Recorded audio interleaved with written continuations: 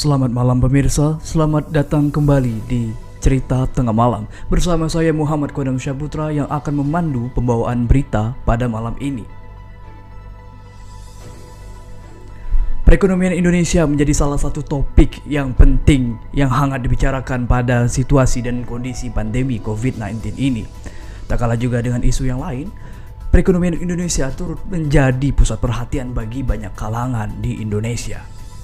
Salah satu yang menjadi kebijakan pemerintah dalam menangani perekonomian Indonesia ialah dengan menerapkan kebijakan otonomi daerah, seperti salah satunya di Daerah Istimewa Yogyakarta. Otonomi daerah sebagai salah satu kebijakan pemerintah Indonesia dalam memberikan kewenangan bagi pemerintah daerah dalam mengurus kepentingan masyarakatnya sendiri, seperti yang ditetapkan pada Daerah Istimewa Yogyakarta dan juga Nangro Aceh Darussalam. Hal tersebut dilakukan tentunya demi meningkatkan percepatan pertumbuhan atau pembangunan ekonomi pada daerah yang diberikan kebijakan otonomi daerah tersebut. Tujuan dilakukan otonomi daerah adalah guna untuk memberikan keadilan yang merata dan adil. Selain itu, dengan adanya otonomi daerah dapat memfokuskan peningkatan terhadap pelayanan masyarakat semakin membaik. Tidak hanya hal tersebut, otonomi daerah juga dapat menumbuhkan prakarsa dan kreativitas dalam meningkatkan peran masyarakat pada pertumbuhan ekonomi. Dengan adanya otonomi daerah pula, dapat meningkatkan kinerja serta fungsi dari lembaga legislatif daerah, yaitu Dewan Perwakilan Rakyat Daerah atau DPRD.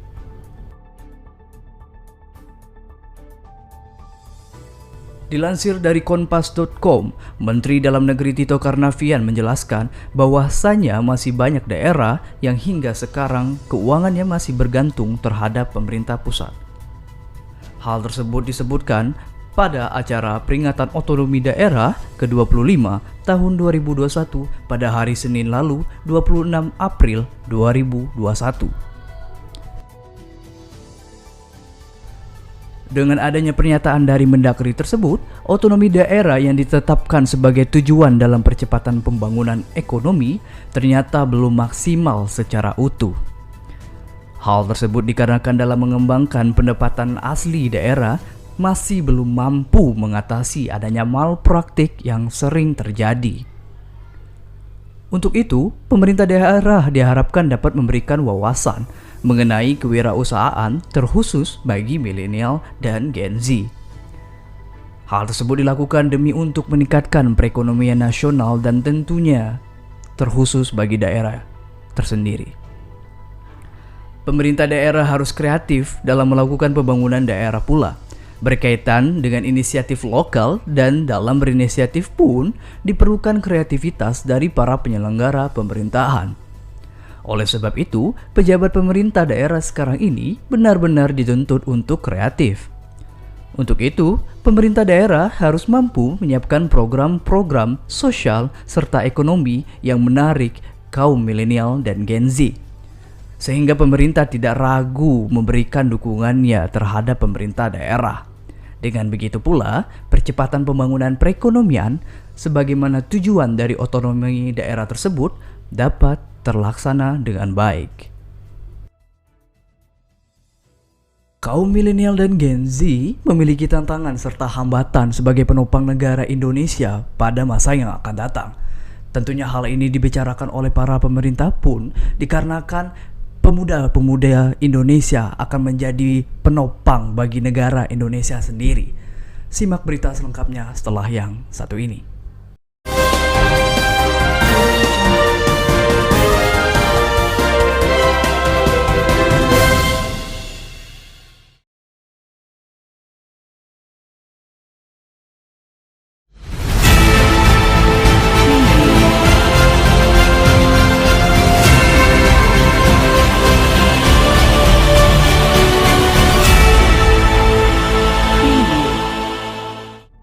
Selamat datang kembali pemirsa, kembali lagi di Cerita Tengah Malam.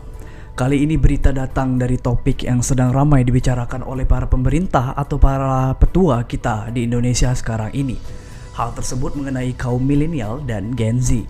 sebagai pelaku dan penopang negara Indonesia pada masa yang akan datang. Perkembangan yang akan dihadapi tentunya tidak hanya berasal dari luar negeri.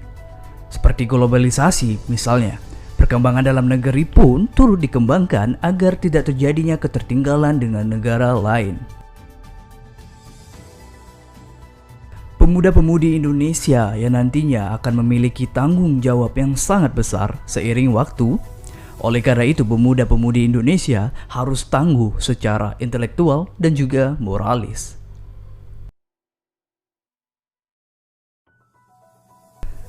Di Indonesia diperkirakan akan ada 51,8% potensi pekerjaan akan hilang pada masa yang akan datang. Selain itu, hambatan atau tantangan bagi kaum milenial dan Gen Z atau pemuda-pemudi Indonesia ke depannya ialah adanya pertambahan perusahaan asing yang memasuki Indonesia. Hal tersebut terjadi karena sedikitnya minat kewirausahaan dari pemuda-pemudi Indonesia.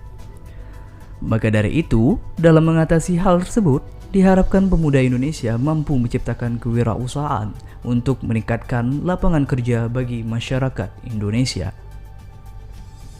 Dilansir dari CNN Indonesia, pemerintah mengharapkan pemuda yang mendapatkan prestasi di luar negeri pun turut dapat kembali demi untuk membangun negeri ini. Apalagi dengan situasi yang sedang berkembang teknologinya, diharapkan pemuda Indonesia semakin menggunakannya dengan bijak.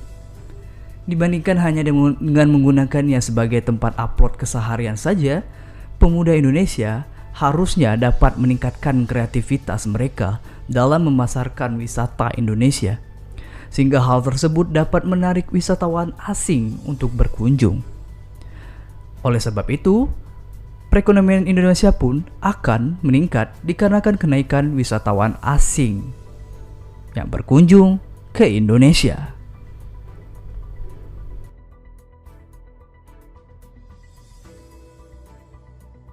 Demikian rentetan pemberitaan pada tengah malam hari ini. Pemerintah daerah dikhususkan atau dituntut untuk lebih kreativitas dalam mengembangkan kebijakan yang telah ditetapkan pemerintah pusat, yaitu otonomi daerah.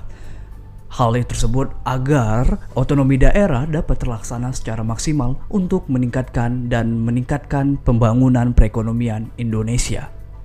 Selain itu, hambatan dan tantangan bagi generasi milenial dan generasi Z sebagai sumber daya manusia Indonesia ke depannya ditekankan untuk dapat memberikan solusi yang terbaik, dapat memberikan kontribusi yang maksimal terhadap negara Republik Indonesia. Saya Muhammad Kodam Syaputra. Terima kasih atas perhatiannya. Pamit undur diri dan sampai jumpa.